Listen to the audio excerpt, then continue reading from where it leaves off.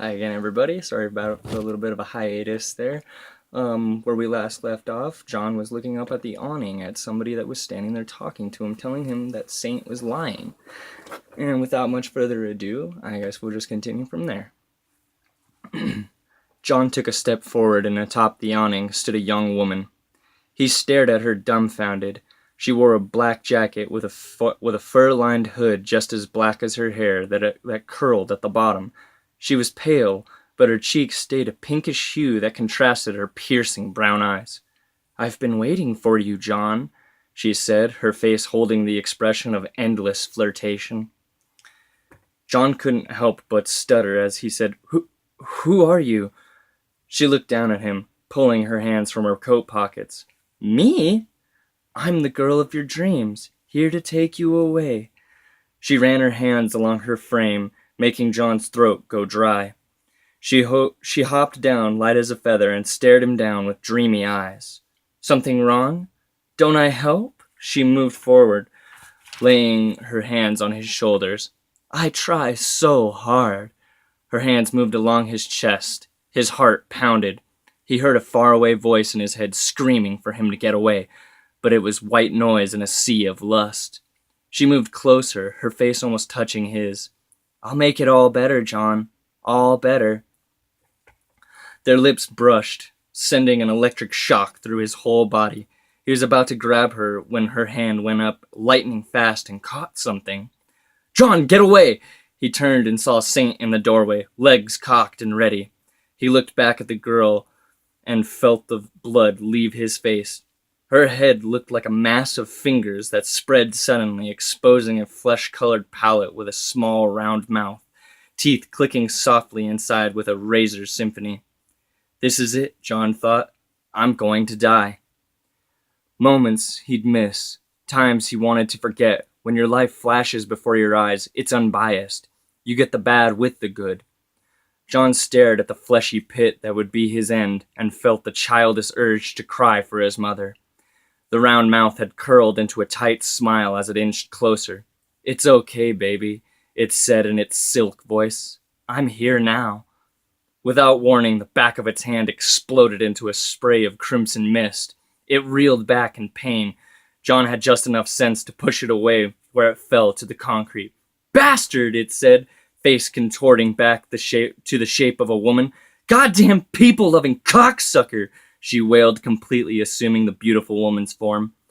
"Oh, look at that. She's mad now. Look, we got some beef between us, and I get it. But you see," he flipped the coin. John noticed it was stained red. "If you try to pull some hocus-pocus bullshit, I'll send this straight through those little tits you seem so proud of." She clutched her bleeding hand to her chest and stood, fire burning in eyes that make men weak. For an instant, John felt pity for her, but the image of endless curling fingers dismissed it. "Why are you here? We seek a creature. We seek a creator, not some broken, angry boy." She practically spat this. Saint smiled. I like her. I like her spark. How about you, John?" John looked at her, trying to suppress unholy thoughts. When around an attractive, a typical human thinks of sex every 2 minutes. She looked at him with bright eyes. "I think she's a fucking monster." He watched as her face went soft. Pain streaked across it. Without even trying, John broke her. She collapsed and started to cry. Saint looked at John and shrugged. "Look, lady, he don't know your game. Doesn't even get the fucking rules. Get up." But she stayed, her hair covering her face. "I like him," she breathed. "I thought we could be happy." John felt like he was going mad. Nothing fit together anymore. Yeah, you like him. Made a pretty little self to be all impressive and everything. But you see, doll," Saint leaned down and lifted her chin to face him, "in this world we live in, nobody gets a happy ending. We're just monsters trying to love people. What did you think would happen?" She didn't say anything, her eyes searching his face for answers. "I know you're hurting, love. I get it." Built a whole world for him. Talked for hours through the pages of a book, and now you meet and everything changes. It's not fair, I know. But you have to bring us to him, Saint said. She tilted her head. To who? He looked at John. What the fuck's his name again? Mark Anthony, John said. Her brow furrowed.